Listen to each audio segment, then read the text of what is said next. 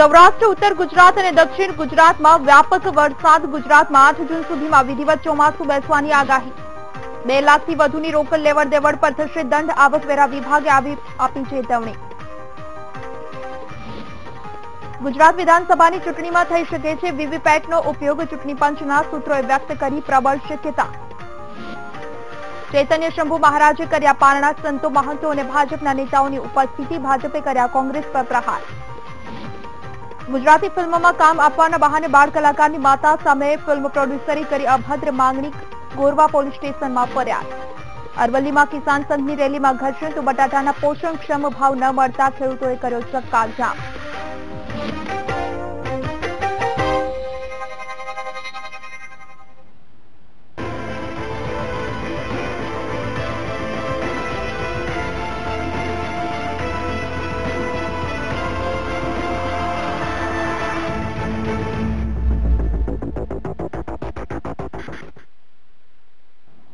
નમસ્કાર, VTV news સાથે હું મનીષા. વિગતવાર સમાચારની શરૂઆતમાં વાત કરીએ. રાજકોટમાં આજે બીજા દિવસે પણ ધોધમાર વરસાદ વરસી રહ્યો છે. ગઈકાલે પણ 1 કલાકમાં 3 ઇંચ જેટલો વરસાદ ખાબક્યો હતો. રાજકોટમાં આજે 1 કલાકમાં 2 ઇંચ વરસાદ પડ્યો છે. રાજકોટ વાસીઓમાં ખુશીનો માહોલ ફેલાઈ ગયો છે, કારણ કે અસહ્ય ગરમીમાંથી લોકોને રાહત મળી છે. રાજકોટમાં સતત બીજા દિવસે ધોધમાર વરસાદ પડ્યો છે અને 1 કલાકમાં 2 ઇંચ જેટલો વરસાદ પડ્યો હોવાના સમાચાર પ્રાપ્ત થઈ રહ્યા છે. રાજકોટ વાસીઓમાં ખુશીનો માહોલ છે. સૌરાષ્ટ્રમાં મેઘરાજાએ જમાવટ કરી છે. સતત બીજા દિવસે મેઘરાજાએ રાજકોટમાં પધરામણી કરી. અહીં 1 કલાકમાં 2 ઇંચ વરસાદ ખાબક્યો છે, જેને લઈ રાજકોટ વાસીઓમાં ખુશીનો માહોલ જોવા મળી રહ્યો છે. તો બીજી તરફ લોકોને ગરમીથી પણ રાહત મળી છે. આ મેઘરાજાએ ધમાકેદાર એન્ટ્રી કરતા રસ્તા પર પાણી ફરી વળ્યા છે. મહત્વનું છે, ગઈકાલે પણ મેઘરાજાએ રાજકોટમાં ધમાકેદાર એન્ટ્રી કરી હતી. આજે ફરી એકવાર મેઘરાજાએ પધરામણી કરતા વાતાવરણમાં ઠંડક પ્રસરી ગઈ છે.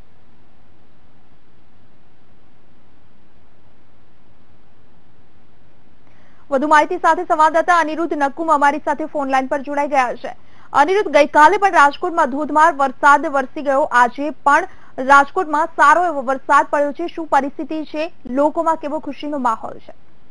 મનીષા, ખાસ કરીને રાજકોટની જો વાત કરવામાં આવે તો રાજકોટ વાસીઓ જેની આતુરતાપૂર્વક રાહ જોઈ રહ્યા હતા તે મેઘ સવારી અંતે રાજકોટ ઉપર આવી પહોંચી છે. અને ગઈકાલે પણ 3 ઇંચ જેટલા વરસાદ મેઘરાજા વરસાવી ગયા હતા. ત્યારબાદ આજે સાંજે ફરીવાર મેઘરાજા તોફાની રીતે શરૂ થયા હતા. અને આપ જે રાજકોટ જિલ્લામાં ગોંડલ, જેતપુર, ધોરાજી, ઉપલેટા સમગ્ર જગ્યાએ અત્યારે રાજકોટ જિલ્લાની વાત કરવામાં આવે તો સમગ્ર જિલ્લામાં અત્યારે વરસાદ મેઘરાજા પધારી રહ્યા છે. ત્યારે આજે પણ 1 કલાકની અંદર 2 ઇંચ જેટલો વરસાદ પડી ગયો છે. તે ઉપરાંત જેતપુરની જો વાત કરવામાં આવે તો જેતપુરની અંદર આજે સાંજે થોડીક વાર પહેલા જ એક યુવતી જયારે અગાસી ઉપર વરસાદને વધારવા માટે ઉપર નાહી રહ્યા હતા, તેના ઉપર વીજળી પડતા તે યુવતીનું ઘટના સ્થળે તેનું મોત નીપજ્યું. એટલે કે એક વરસાદને કારણે એક આવા પણ સમાચારો આવી રહ્યા છે. પણ એક બાજુ જોવા જાય તો જે બફારો હતો, લોકો બફારામાં શેકાઈ રહ્યા હતા, તેને લઈને લોકોને વરસાદના કારણે ઠંડક પસરી રહી છે અને લોકોમાં એક ઉત્સાહનો માહોલ જોવા મળી રહ્યો છે. અને મેઘરાજાને વધારવા માટે રાજકોટ વાસીઓ રોડ ઉપર નાહવા માટે નીકળી પડ્યા હતા અને રાજકોટમાં ઠેર ઠેર ગોઠણરૂપ પાણી ભરાયા હતા. જી મનીષા. બિલકુલ અનિરુદ્ધ, આપનો આભાર સમગ્ર માહિતી આપવા માટે.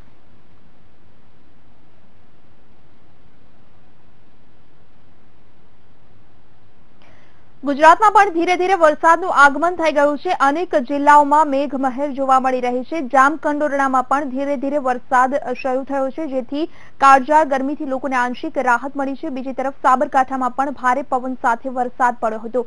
રસ્તા પર પાણીની રેલમછેલમ જોવા મળી હતી. જ્યારે જૂનાગઢમાં પણ વરસાદી ઝાપટા પડ્યા, જેથી વાતાવરણમાં ઠંડક પ્રસરી ગઈ.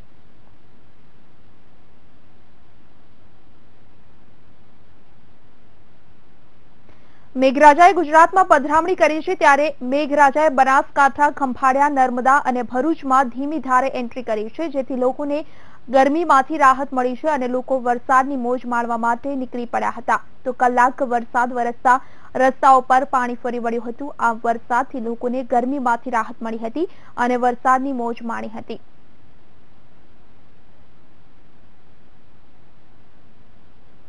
વાતાવરણમાં પલટો આવતાની સાથે રાજકોટ, જેતપુર અને ઉપલેટામાં વરસાદ પડ્યો. જેતપુર અને તેની આસપાસના વિસ્તારોમાં હવામાનમાં આવેલા પલટાના કારણે વરસાદી ઝાપટા પડ્યા. જામકંડોરણામાં પણ ધીમી ધારે વરસાદ શરૂ થયો. મહત્વનું છે, ગત દિવસે રાજકોટમાં 2 ઇંચ જેટલો વરસાદ પડ્યો હતો.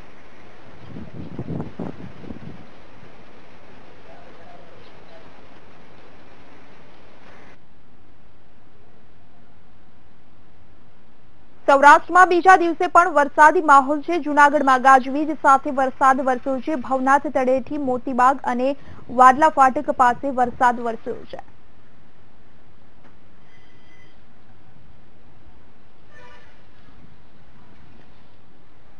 સૌરાષ્ટ્રમાં વરસાદી માહોલ સર્જાયો છે. ગઈકાલે રાજકોટમાં 3 ઇંચ જેટલો વરસાદ ખાબક્યો તો આજે જૂનાગઢમાં પણ વરસાદી માહોલ સર્જાયો છે. જૂનાગઢના અનેક વિસ્તારોમાં વરસાદ પડ્યો છે, જેના કારણે લોકોમાં ખુશી જોવા મળી રહી છે. એક તરફ ગરમીમાંથી લોકોને રાહત મળી રહી છે, બીજી તરફ ખેડૂતોમાં પણ ખુશીનો માહોલ સર્જાયો છે.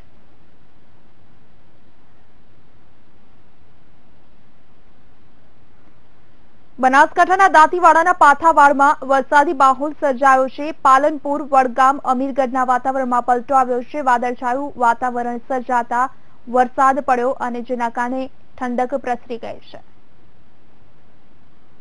આ તરફ ઉત્તર ગુજરાતમાં પણ વરસાદી માહોલ સર્જાયો છે. સાબરકાંઠા અને બનાસકાંઠા જિલ્લાના અનેક વિસ્તારોમાં વરસાદ ખાબક્યો છે અને જેના કારણે લોકોમાં ખુશી જોવા મળી રહી છે. લોકોને ગરમીમાંથી રાહત મળી છે. છેલ્લા 2 દિવસથી રાજ્યના વાતાવરણમાં પલટો આવ્યો છે અને જેના કારણે ઉત્તર ગુજરાત, દક્ષિણ ગુજરાત અને સૌરાષ્ટ્રમાં વરસાદી માહોલ સર્જાયો છે. બનાસકાંઠાના પાથાવાડમાં પણ વરસાદ પડ્યો હતો. પવન સાથે આવેલા ભારે વરસાદને કારણે ઠેર ઠેર પાણી ભરાયા હતા. તો આ તરફ ભરૂચ શહેરમાં મોસમનો પહેલો વરસાદ પડતા ભરૂચ વાસીઓમાં આનંદ છવાઈ ગયો હતો. 15 મિનિટ પડેલા વરસાદના એક ઝાપટામાં શહેરના રોડ ભીના થઈ ગયા હતા. બાળકોમાં ખુશી છવાઈ ગઈ હતી અને વરસાદના આગમનથી બાળકો ઝૂમી ઉઠ્યા હતા. શહેરના પાંચબતી, સિવિલ રોડ, ચકલા, શક્તિનાથ, મહાત્મા ગાંધી રોડ, મહમ્મદપુરા અને સેવાશ્રમ રોડ પર વરસાદ પડવાથી અમુક મિનિટો સુધી ઠંડક પ્રસરી ગઈ હતી.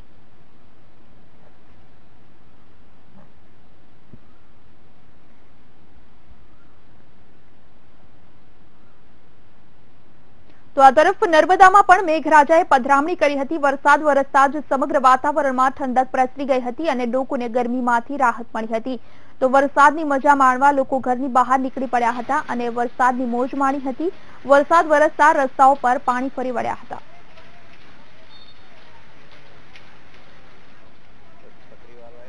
વાત કરીએ નર્મદાની, તો નર્મદામાં પણ મેઘરાજાએ એન્ટ્રી કરી હતી અને વરસાદી માહોલને કારણે ચારે તરફ ઠંડક પ્રસરી ગઈ હતી, જેના કારણે લોકોએ ગરમીમાંથી રાહત અનુભવી હતી. રસ્તાઓ પર પાણી ભરાઈ ગયા હતા. સમગ્ર રાજ્યમાં વરસાદી માહોલ સર્જાયો છે. ખાસ કરી દક્ષિણ ગુજરાત, ઉત્તર ગુજરાત અને સૌરાષ્ટ્રમાં વરસાદ વરસી રહ્યો છે. સૌથી વધુ વરસાદ રાજકોટમાં પડ્યો છે. ગઈકાલે 1 કલાકમાં 3 ઇંચ વરસાદ ખાબક્યો હતો તો આજે પણ 1 કલાકમાં 2 ઇંચ જેટલો વરસાદ પડી રહ્યો છે. રાજકોટ જિલ્લાના ઉપલેટા, જેતપુર અને ધોરાજી જેવા તાલુકાઓમાં પણ સારો એવો વરસાદ વરસ્યો છે, જેના કારણે ખેડૂતોમાં ખુશીનો માહોલ સર્જાયો છે. આ તરફ મેઘરાજાએ દેવભૂમિ દ્વારકાના ખંભાળિયામાં એન્ટ્રી કરી હતી, જેથી લોકોને ગરમીમાંથી રાહત મળી અને લોકો વરસાદની મોજ માણવા માટે નીકળી પડ્યા હતા. અહીં અડધો કલાક વરસાદ વરસતા રસ્તાઓ પર પાણી ફરી વળ્યા હતા. આમ અડધો કલાક પડેલા વરસાદથી લોકોને ગરમીમાંથી રાહત મળી અને વરસાદની મોજ માણી હતી. વાત સૌરાષ્ટ્રની કરીએ તો દેવભૂમિ દ્વારકામાં પણ વરસાદ વરસી ગયો છે. આપ દ્રશ્યોમાં જોઈ શકો છો, રસ્તાઓ પર પણ પાણી ભરાઈ ગયા છે. ખંભાળિયાના આ દ્રશ્યો છે. મેઘરાજાએ ધમાકેદાર એન્ટ્રી કરી હતી અને જેના કારણે લોકોમાં ખુશીનો માહોલ સર્જાયો હતો. લોકોએ ગરમીમાંથી રાહત અનુભવી છે તો બીજી તરફ વાહન ચાલકોને ક્યાંક ને ક્યાંક મુશ્કેલીનો સામનો કરવો પડ્યો હતો.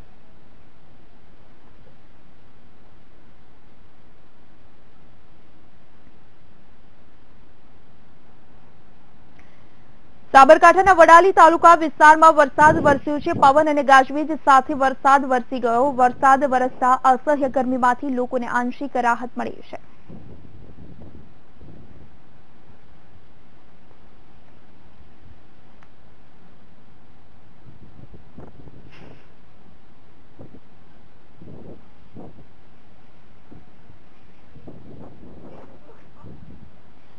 મેઘરાજાએ ખેલેલી સ્માર્ટ ઇનિંગ સામે સ્માર્ટ સિટીનું બિરુદ પામેલું રાજકોટ નાપાસ થયું હતું. રાજકોટમાં મોસમના પહેલા વરસાદમાં 3 ઇંચ વરસાદ પડ્યો. વોટર વર્કર્સ ચેરમેન દલસુખ જાગણીએ જણાવ્યું કે ગઈકાલે ભારે વરસાદના કારણે અનેક વિસ્તારમાં વીજ પુરવઠો ખોરવાયો હતો. પાણીના સંગ્રહમાં અને વિતરણમાં મુશ્કેલી સર્જાઈ હતી, જેના લીધે આજે વેસ્ટ ઝોન અને સેન્ટ્રલ ઝોન હેઠળના વોર્ડ નંબર 1, 7, 8, 9, 10, 11 અને 13 સહિતના વિસ્તારોમાં પાણી વિતરણ બંધ રહ્યું હતું, તેમજ અન્ય વિસ્તારોમાં પણ પાણી વહેલા મોડું થયું હતું.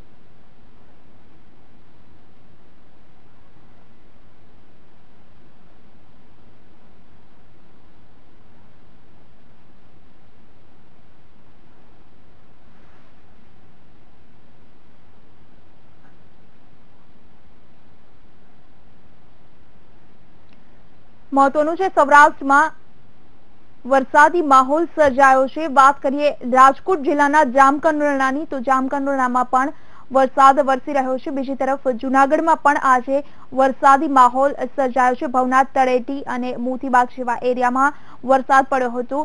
વાત જ્યારે ઉત્તર ગુજરાતની કરીએ તો સાબરકાંઠામાં પણ આજે વરસાદ વરસ્યો છે. સાબરકાંઠા અને બનાસકાંઠા જિલ્લાના અનેક શહેરોમાં આજે વરસાદ વરસ્યો છે. દક્ષિણ ગુજરાત, ઉત્તર ગુજરાત અને સૌરાષ્ટ્રમાં વરસાદી માહોલ સર્જાયો છે અને જેના કારણે ખેડૂતોમાં ખુશીની લહેર ફેલાઈ ગઈ છે. બીજી તરફ લોકોને કાળઝાળ ગરમીમાંથી રાહત મળી છે. આપ દ્રશ્યોમાં જોઈ શકો છો, બનાસકાંઠાના અનેક વિસ્તારોમાં વરસાદ પડ્યો છે, તો દ્વારકાના ખંભાળિયામાં પણ રસ્તાઓ પર પાણી ભરાઈ ગયા છે. દક્ષિણ ગુજરાતની વાત કરીએ તો ભરૂચમાં પણ આજે 15 મિનિટ વરસાદ વરસ્યો હતો અને જેના કારણે લોકોએ વરસાદની મજા માણી હતી.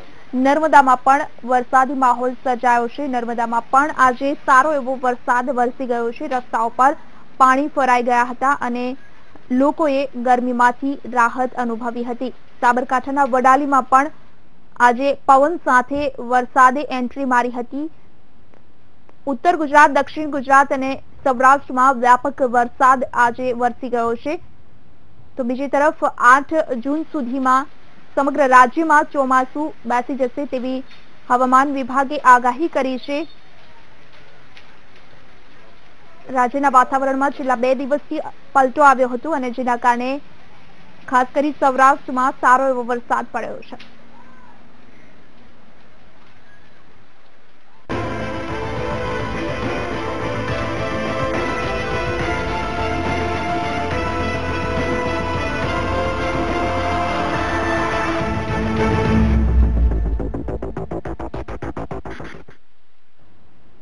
સમાચારમાં આગળ વાત કરીએ, છેલ્લા 2 દિવસથી કેરળમાં થયેલી ગૌહત્યા બાદ ઉપવાસ પર બેઠેલા ચૈતન્ય શંભુ મહારાજે પારણા કર્યા છે. ભાજપના પ્રદેશ ઉપાધ્યક્ષ I.K. જાડેજા ઉપવાસની છાવણી પર આવ્યા હતા.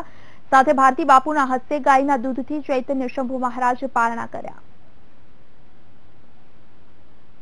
રિઝલ્ટમાં તો એવું છે કે જે ઉદ્દેશથી મેં ઉપવાસ કરેલા, ગઈકાલે એમની ધરપકડ કરવામાં આવી અને એમને જેલની અંદર પણ મોકલવામાં આવ્યા. મારા જે ઉપવાસ હતા એનો મુખ્ય ઉદ્દેશ એ જ હતો કે સંગઠન સસ્પેન્ડ કરે ન ચાલે, પણ એના ઉપર કેસ થવો જોઈએ અને એના ઉપર કલમ લાગે.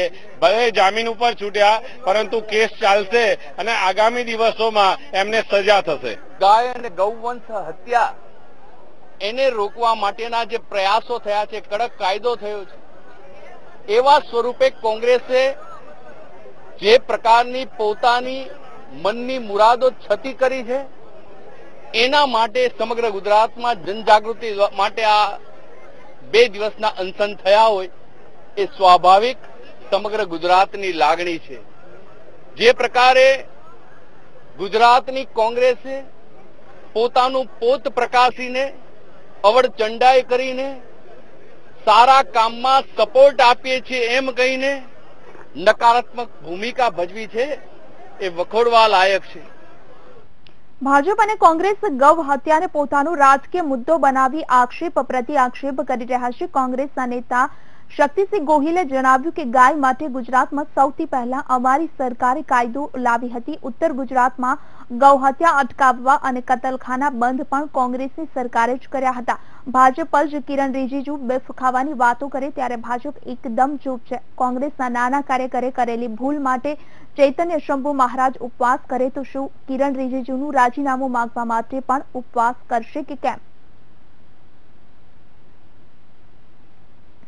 મારે ચૈતન્ય શંભુ મહારાજને કહેવું છે, આપ એનું રાજીનામું નહીં માંગો. ભાજપનો સેન્ટ્રલમાં મિનિસ્ટર, રાજ્ય ગૃહમંત્રી, આપ આજે પણ ઇન્ટરનેટ ઉપર જઈને જોશો તો તમને હું કહું છું એ અક્ષરશઃ શબ્દો મળશે કિરણ રિજિજુના. ભાજપ વાળા ગાય માંસ ખાય તો એ માન્ય, અને કોંગ્રેસનું કોઈક ભૂલ કરે અને કોંગ્રેસ કાઢી પણ મૂકે, સજા કરવાની વાત કરે તો પણ એના માટે ઉપવાસ આ કેટલા અંશે વ્યાજબી છે? રાજકોટના જેતપુર ખાતે મુખ્યમંત્રી વિજય રૂપાણીએ ગૌ હત્યા મુદ્દે કોંગ્રેસ પર ચાબખા માર્યા. વિજય રૂપાણીએ જણાવ્યું કે કોંગ્રેસ ગૌ હત્યા મામલે રાજનીતિ કરી રહી છે અને કોંગ્રેસે પ્રજાની માફી માંગવી જોઈએ.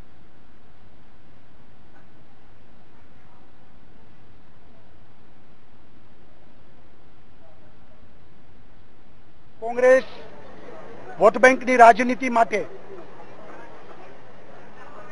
આ ગૌ હત્યા કરી રહી છે.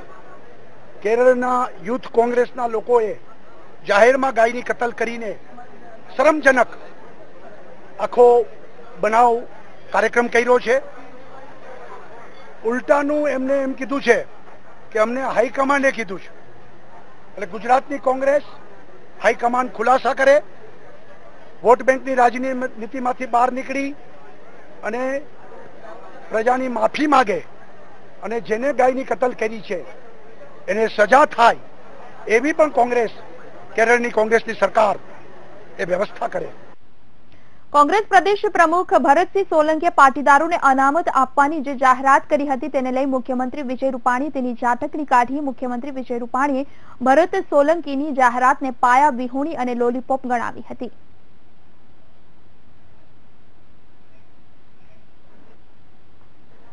એ બધી રમતો છે. પાટીદારો પણ આને ગંભીરતાથી લેતા નથી. એમને એમ કીધું છે કે 10% અમે લોકોએ EBC જાહેર કરી, એ જૂની વાત છે, અને ત્યારે 20% હોવી જોઈએ શંકરસિંહના સ્ટેટમેન્ટ ઓન રેકર્ડ છે.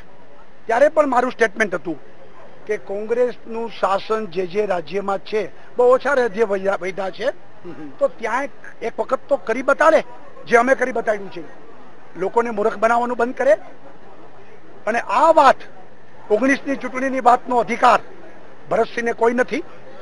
સોનિયા ગાંધી અને રાહુલ ગાંધી આની જાહેરાત કરે કે દેશ આખામાં કે 20% અનામત આપીશું, તો એ વાત યથાર્થ ગણાય, પાકી ગણાય.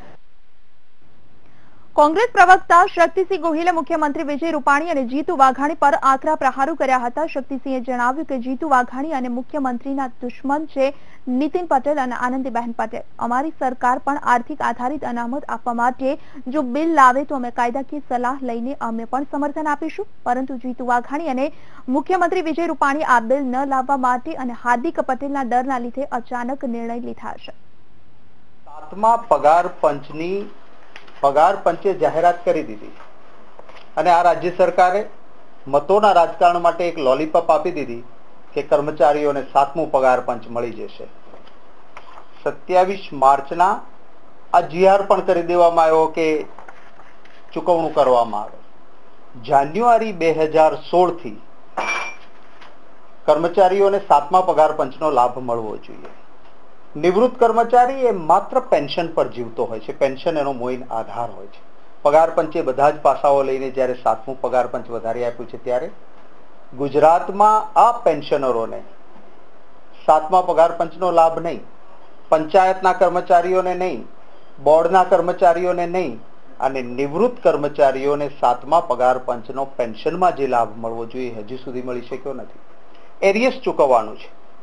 જાન્યુઆરી મહિનાથી લઈને અત્યાર સુધીનું 7મા પગાર પંચ મુજબનું એરિયસ ચૂકવવાનું છે. એ કર્મચારીઓને એરિયસ પણ મળ્યું નથી. આગામી ગુજરાત વિધાનસભા ચૂંટણીમાં વીવીપેટ મશીનનો ઉપયોગ થાય તેવી પ્રબળ શક્યતા છે. ઇલેક્શન કમિશને વીવીપેટ માટેના વર્ક ઓર્ડર પણ આપી દીધા છે. ગુજરાત ચૂંટણી પંચના સૂત્રો પાસેથી મળતી માહિતી મુજબ ગુજરાતની ચૂંટણીમાં વીવીપેટ મશીનનું ટેસ્ટિંગ કરાશે. ચૂંટણી પંચે જુલાઈમાં ખાસ મતદાર યાદી સુધારણા અભિયાન હાથ ધરવાનું આયોજન કર્યું છે. ગત જાન્યુઆરીમાં મતદાર યાદીમાં સુધારણા બાદ 8 લાખ મતદારોનો વધારો થયો હતો, જેના પગલે મતદાન મથકની સંખ્યામાં 1.5 થી 2,000નો વધારો કરવામાં આવશે. આ અંગે રાજ્ય ચૂંટણી પંચે જિલ્લા ચૂંટણી અધિકારીઓ પાસેથી અહેવાલ મંગાવ્યો છે.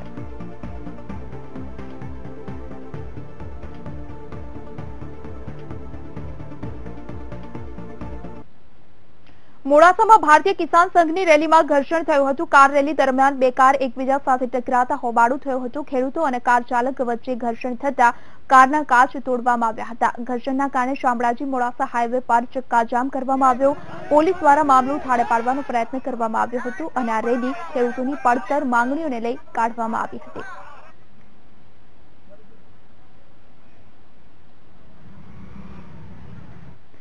બટાકાના ઘટતા ભાવને લઈ આખરે ખેડૂતો રસ્તા પર ઉતરી આવ્યા છે. ડીસા રાધનપુર હાઈવે પર ખેડૂતોએ રસ્તો રોકી રસ્તા પર બટાકા ફેંકી વિરોધ કર્યો. 3 કલાક સુધી રસ્તા પર ખેડૂતો બેસીને સરકાર સામે સૂત્રોચ્ચાર કર્યા અને આગામી સમયમાં જલદ આંદોલન કરવાની ચીમકી ઉચ્ચારી. આંદોલન ઉગ્ર બનતા પોલીસ અને એસઆરપીની ટુકડી બોલાવવાની ફરજ પડી હતી. બટાટાનું મુખ્ય સેન્ટર ડીસા અને બનાસકાંઠાના ખેડૂતો અને વેપારીઓ બટાકાના કારણે દેવાદાર બની ગયા છે. છેલ્લા 3 વર્ષથી બટાટાના ભાવ ઘટતા દેવાદાર બન્યા છે. ખેડૂતો અને વેપારીઓ દ્વારા સરકાર સક્ષમ સહાયની માંગ કરવામાં આવી હતી, પરંતુ સરકાર સહાયની જાહેરાત ન કરતા ખેડૂતોએ રેલી યોજી આવેદનપત્ર આપ્યું હતું. છતાં ખેડૂત કે વેપારી માટે સહાયની જાહેરાત ન થતા આખરે આજે ખેડૂત રસ્તા પર ઉતરી આવ્યા હતા.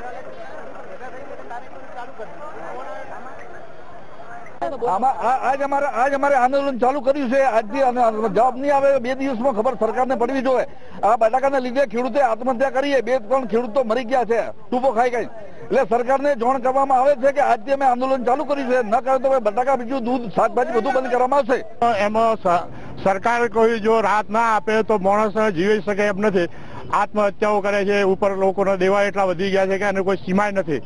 કરોડો રૂપિયા દેવા વધી ગયા છે.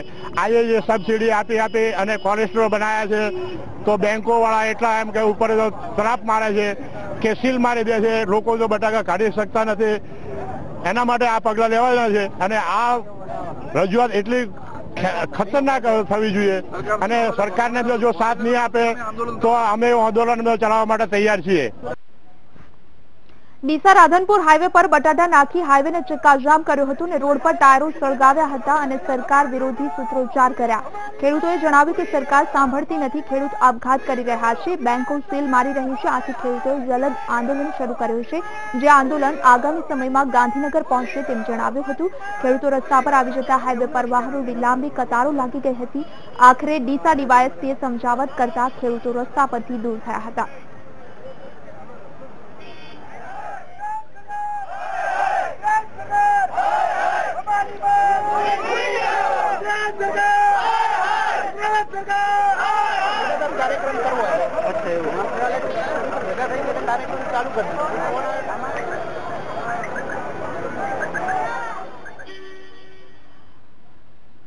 ચૂંટણી વખતે ચાય પે ચર્ચા બહુ ચાલી હતી. રાજનીતિમાં તે એક નવતર પ્રયોગ પણ હતો. અત્યારે આપણે ચાય પે ચર્ચા કરવાના નથી, પરંતુ એક સમયે ચાય જે સ્ટોલ પર બનતી હતી તે સ્ટોલની ચર્ચા કરવાના છે.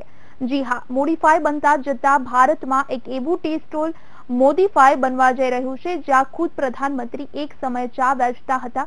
જો એક અહેવાલ. મહેસાણાના વડનગરનું નામ પડતા જ યાદ આવે દેશના પીએમ વડાપ્રધાન નરેન્દ્ર મોદીનું નામ.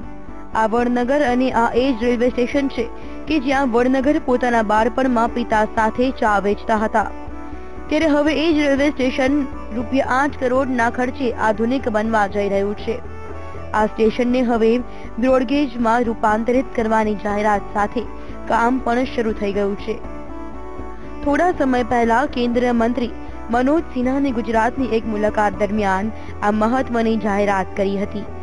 ત્યારે આજે પેસેન્જર સર્વિસ કમિટીના ચેરમેન લાલ બિહારી તિવારીએ પણ મહેસાણા વિવિધ રેલવે સ્ટેશનોની મુલાકાત લીધી હતી, જેમાં વડનગર રેલવે સ્ટેશનની મુલાકાત તેમના માટે ખાસ બની રહી હતી.